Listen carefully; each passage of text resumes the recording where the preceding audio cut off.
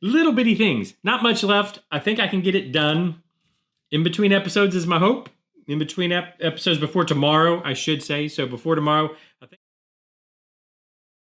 Welcome back to the Workbench, where we try to make things. What we're continuing to try to make is Revell's 1971 Mach One Mustang. And this is for the Blue Ox Model Shop's Street Machine group build, which I think is coming quickly to an end. So we need to hurry up and get this finished.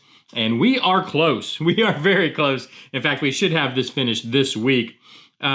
Just a quick update is where we're at now, or what I got done in between last time and today. Well, we finished putting the front end together, which was a bit of a chore. You can go back and see the previous episodes. There's always, by the way, there's always a link to the playlist down in the description. Always forget to mention too, there's a link down in the description if you'd like to build along and get your own kit. You can get your own, build it on your own, but it also helps to support the channel if you go through that link. But anyways, we got the front end finally assembled, fully put together with the grill in the right place, which allows actually it allows two things. One, it allows the bumper to be at the right height, the correct up and down, but it also brought the bottom of the fenders back together where it fits right into place. It just sits right into place. I didn't have to force it in, anything like that. Same with this bottom fascia here. It basically just set right in place. I didn't have to really force it or anything like that, which is kind of nice. Now I'm trying to do, as we speak, the same thing in the back. So the way I started doing this is I was putting this, I guess it's a rear fascia, in first, and then trying to put the bumper over top of it, because that's actually how it fits. The bumper sits right above this rear fascia, but I never could get the two to meet, the two to kind of work together, to live in the same place.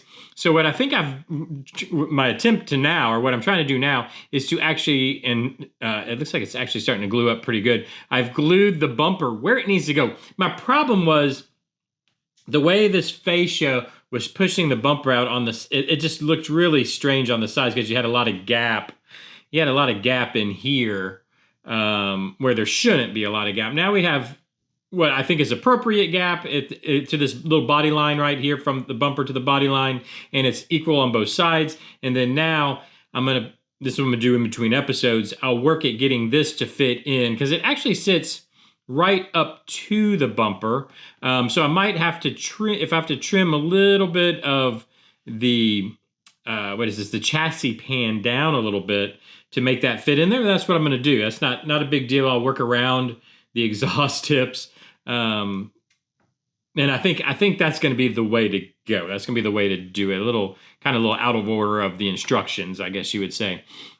Now, I did want to mention also, while doing all this, while manhandling this thing, doing all these things, I did knock this quarter window out. So we have these quarter windows, which I don't know if that's a bad thing or not. So what I've done, where did I put my quarter window? I think it's, oh, here it is. So I went ahead with it out. Hopefully you guys can see this. If I hold it here, maybe you can. I went ahead and used some of the bare metal foil and added it right here to where this weather stripping is. You know, there'd be that little piece of weather stripping here, which I think would be stainless with, you know, it would have a little bit of black weather stripping. But I just basically made it look like, you know, gave it that stainless look. Let me make sure you guys can, there you go, you probably can see it like that. Give it that stainless look, and then I think I'll be able to take some tweezers and kind of glue that back in. And if that works, I'm actually going to go ahead and pop this one out also. Whoops, pop the driver's side out also, and do the same thing. And I think that's be a nice little touch for that. The other thing about the window, the other thing I was going to mention, if I can't get that window back in, I think we're just going to pop that window out and say all the windows are down, even the back quarter windows.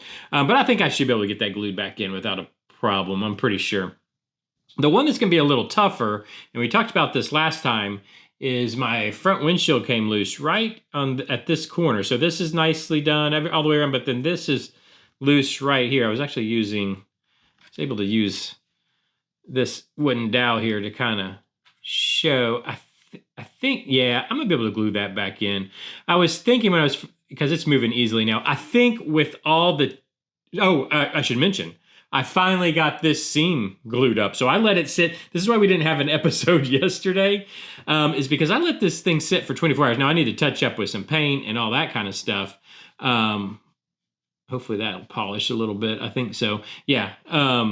But I finally got that seam glued, and what I think's happened now is it's brought the body and everything back in the shape it should be, and now this front windshield seems to be able to just kind of pop back in place. I think what the problem was before is what happened is the body got all flexed on kind of a custom chassis because things have been moved around so much, and then it popped that corner loose so that the body could get to make its way to fit. I hope that makes sense. When it was trying to get to fit inappropriately, it popped that corner loose. Now that it's back how it should be, it looks like I can get this. Yeah, that's pushing right back. Now, it's not going to be easy because I'm going to have to try to, I wonder, maybe I'll be able to clamp it or something. I don't know how I'm going to try to get that to hold in place, but that's something I've got to do. I'm going to try to do in between episodes. And then the last thing I was going to talk about, I think also in between episodes, by the way, I'll clean all this stuff up, get that fascia back in, and then all that's really left, the only other major thing, obviously, are the wheels, which I'll put in place.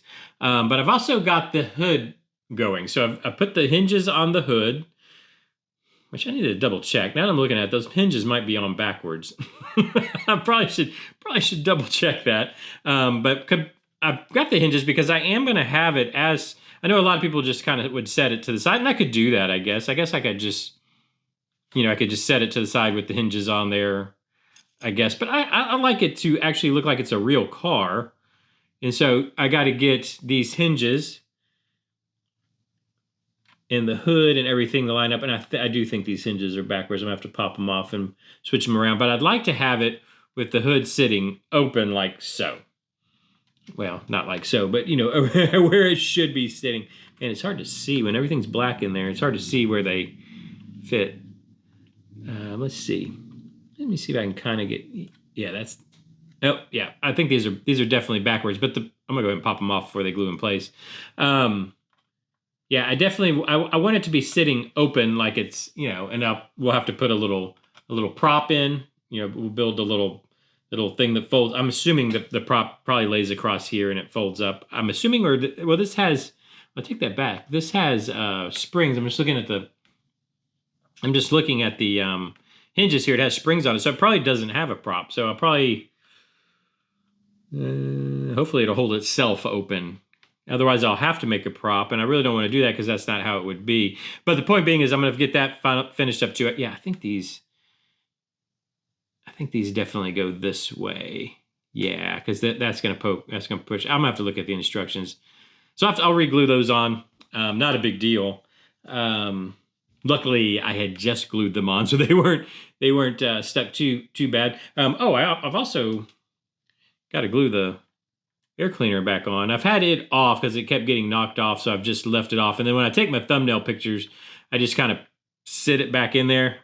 And then when I'm working again, I leave it off. It's actually kind of hard to put in place. So I'll have to put the air cleaner back on. But anyways, little bitty things. Not much left. I think I can get it done in between episodes is my hope.